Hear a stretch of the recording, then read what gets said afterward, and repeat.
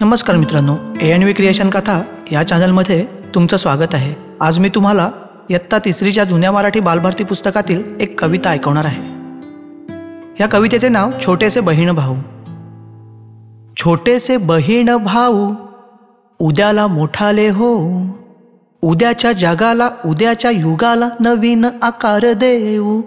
छोटेसे बहीण भाऊ ओसाड उजाड जागा, होतील सुंदर बागा, शेतांना मळ्यांना फुलांना फळांना नवीन बहार देऊ।